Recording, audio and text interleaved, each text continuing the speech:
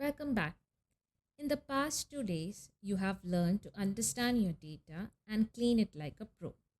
Today, we'll take that fresh, clean data and make it smarter. This process is called feature engineering, the art and science of transforming raw data into meaningful features that help your model to learn better. Think of it like crafting ingredients in a recipe. The same ingredients make an ordinary dish or a masterpiece, depending on how you prepare them. So let's learn to transform, create, and encode our data like professional ML engineers. What does feature means? In machine learning, a feature is a simple input variable, something that helps your model to make a decision. For example, in a house price model, size, location, and age are features. In a medical model, heart rate, age, and blood pressure are features. In a sentiment analysis model, words in sentence can be features. Feature engineering means improving or creating these features to make patterns easier for the model to find. Why is it so important? Feature engineering can make or break a project. You can have a simple algorithm, but if your features are meaningful, your results will be great. On the other hand, even the best algorithm can fail on poor features. Many top Kaggle competitions are won not by new models, but by clever feature engineering. So this is your creative superpower as ML engineer. Every dataset has two kinds of features: numerical, quantities like height, salary, or temperature; categorical, labels or name like city, colors, or gender. Models love numbers. They do not understand text. So we'll need to convert categorical data into numeric form. Think of your model as a very smart mathematician. It understands 3 and 10, but not London or Paris. That's why we have to translate words into numbers, a process called encoding. Let's get hands-on. Let's use simple dataset about employees to understand encoding and feature creation. You will see 5 rows, each representing one employee. The department and city columns are categorical. The models won't understand HR or Paris, so we'll convert them into numbers next. Step 1, label encoding. There are two main ways to encode categorical labels. Label encoding assigns each category a number. One hot encoding creates separate binary columns for each category. Let's try label encoding. Here we explained text labels with numeric codes. For example, finance might become 0, HR might become 1, and IT might become 2. But label encoding can be misleading for models that think in terms of order, because 2 might seem bigger than 1, even though departments doesn't have any hierarchy.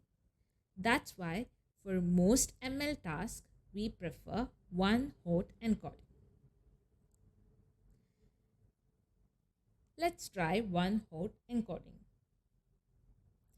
Here it creates new columns: Department Finance, Department HR, Department IT, City Berlin, City London, and City Paris. Each has 1 if the record belongs to that category, otherwise 0. Now your model can see these categories without confusion. That's clean, mathematical, and fair encoding.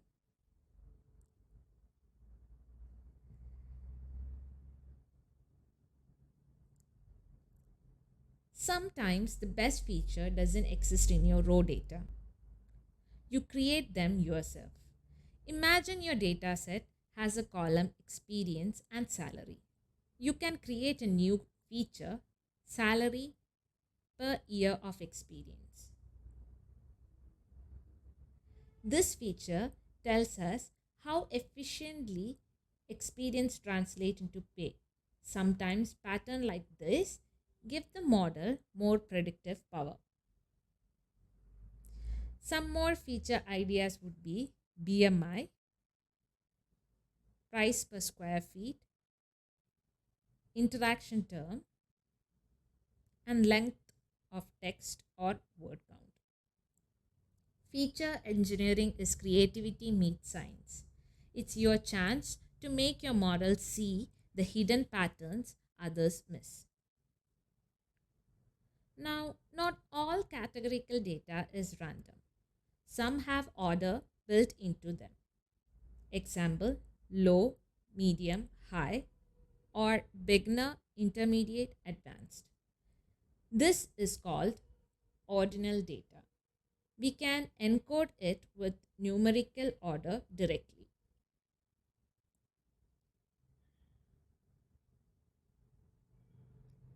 Here, we assign numbers based on natural rank. Models now understand that advanced is higher than beginner.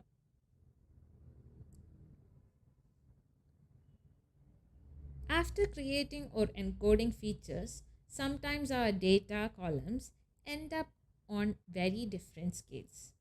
Salary could be in thousands, while experience is a small number.